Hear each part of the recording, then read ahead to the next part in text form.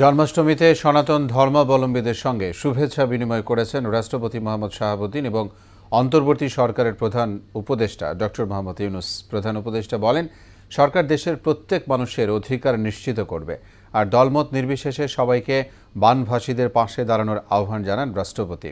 বলেন, ধর্মীয় মূল্যবোধ ধারণ করে দেশ ও মানুষের জন্য কাজ করতে হবে। নাসির উদ্দিনের প্রতিবেদন।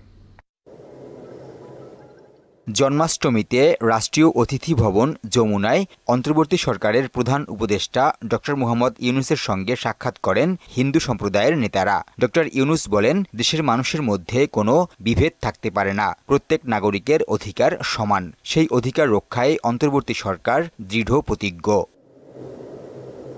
এদিকে বঙ্গভবনে সনাতন ধর্মের মানুষের সঙ্গে শুভেচ্ছা বিনিময় করেন রাষ্ট্রপতি মোহাম্মদ শাহাবুদ্দিন। বক্তব্যে তিনি বলেন, এবারের জন্মাষ্টমী এমন সময় উদযাপন হচ্ছে যখন দেশের দক্ষিণ পূর্বাঞ্চল ভয়াবহ বন্যায় বিপর্যস্ত।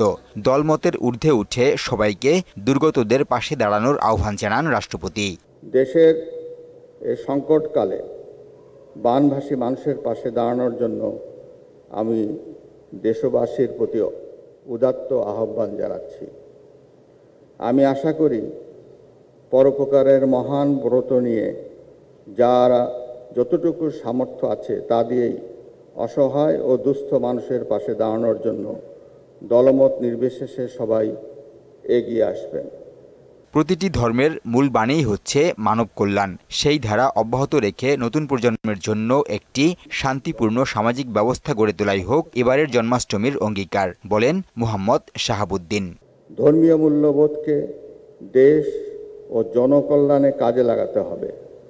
পারস্পরিক সহমর্মিতা, সম্প্রীতি ও মানবিক মূল্যবোধের বন্ধনে নতুন প্রজন্মের জন্য একটি প্রগতিশীল ও শান্তিপূর্ণ সামাজিক ব্যবস্থা গড়ে তোলাই হোক এবারের জন্মাষ্টমীর অঙ্গীকার।